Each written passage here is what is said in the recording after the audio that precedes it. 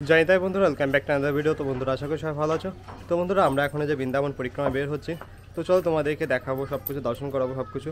তো চলো তোমরা দেখতে থাকো। তো আমরা শেখদা কুটির থেকে বের হয়ে ও প্রায় 1.5 কিলোমিটার মতো হেঁটে ফেলেছি। তো আমরা তোমাদেরকে দর্শন করাই, বৃন্দাবনের রাস্তাঘাট দর্শন করো। আর রাস্তার পাশ দিয়ে কিন্তু প্রচুর প্রচুর মন্দির রয়েছে। তো যেখানে যেখানে ক্যামেরা অ্যালাউ থাকে সেগুলো তোমাদেরকে দর্শন করাবো।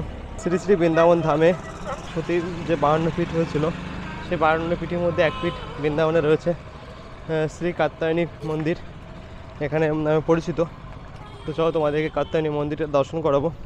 তো দেখো, এর সামনে লেখা রয়েছে শ্রী কাত্যায়নী মন্দির, দর্শন করো।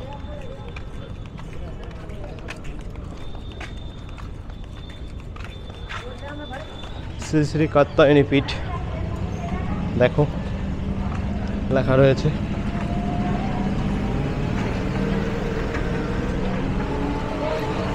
সতীর 52 ফিটের এক ফিট।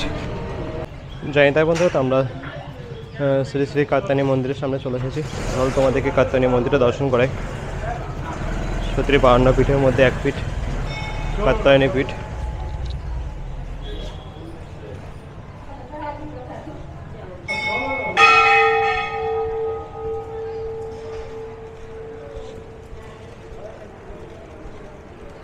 তো দেখো, মন্দিরে প্রচুর প্রচুর ভক্তের সমাগম হয়েছে।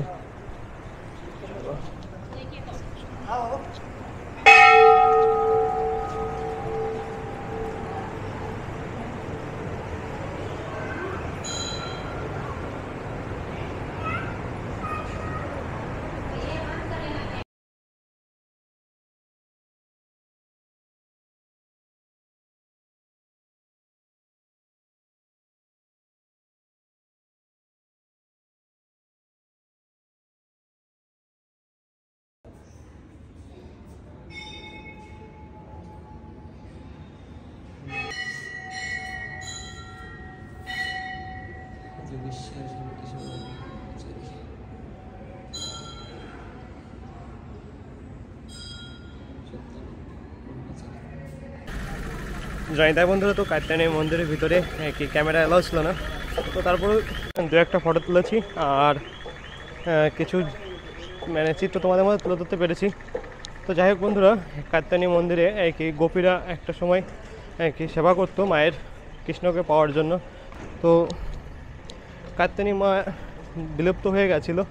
তো 108 মহারাজ কেশবানন্দ, যোগী কেশবানন্দ পুনরুদ্ধার করে এই মন্দিরটাকে, আবার এই পূজার উপযোগী করে তুলে। এখানে বিগ্রহ রয়েছে, তোমাদেরকে দেখালাম।